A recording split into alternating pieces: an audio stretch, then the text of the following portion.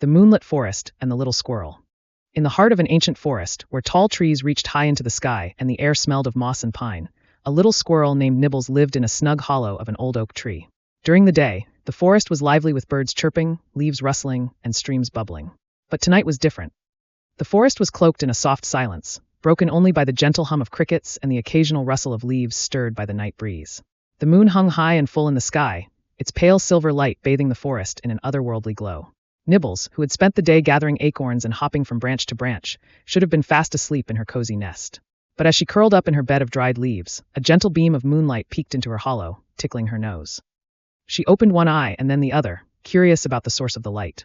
Sliding to the edge of her hollow, she peered out. The forest looked completely transformed. Shadows stretched like dark ribbons across the ground, and the moonlight shimmered on the dewy leaves, making them sparkle as if they were covered in tiny diamonds. "Wow," Nibbles whispered to herself. She had never seen the forest like this before. "It looks like magic." Unable to resist, she decided to venture out, even though the elder squirrels always said that nighttime was for sleeping. Quietly, she climbed down the tree trunk, her tiny claws gripping the bark. When she reached the ground, she paused for a moment, her little nose twitching as she sniffed the cool, damp air. Everything seemed so different at night. The familiar paths she took during the day were now cloaked in soft shadows, but she didn't feel afraid. Instead, she felt a sense of wonder, as if the forest was welcoming her into a secret world meant only for the night. As she wandered, fireflies began to appear, their golden lights flickering around her like tiny lanterns. They floated gracefully, forming small clusters that seemed to guide her deeper into the woods. "Hello, little lights," Nibbles said, giggling as one landed briefly on her whiskers before darting off. She followed the glowing trail until she came to a small clearing. In the center of the clearing was a pond so still that it perfectly mirrored the sky above. Nibbles tiptoed closer, marveling at how the moon's reflection shimmered on the water's surface. The stars above seemed to twinkle in unison with the fireflies around her, creating a dance of light that felt like a silent celebration of the night. She leaned over the pond, her little paws resting on a smooth stone. "Hello, moon," she said softly. "Do you always make the forest this beautiful?"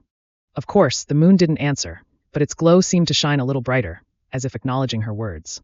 Nibbles sat by the pond, feeling a sense of calm wash over her. The air was cool but not cold, and the faint scent of wildflowers lingered in the breeze. She watched as a gentle ripple disturbed the pond's surface, perhaps caused by a tiny fish swimming below. As she sat there, her eyelids began to grow heavy.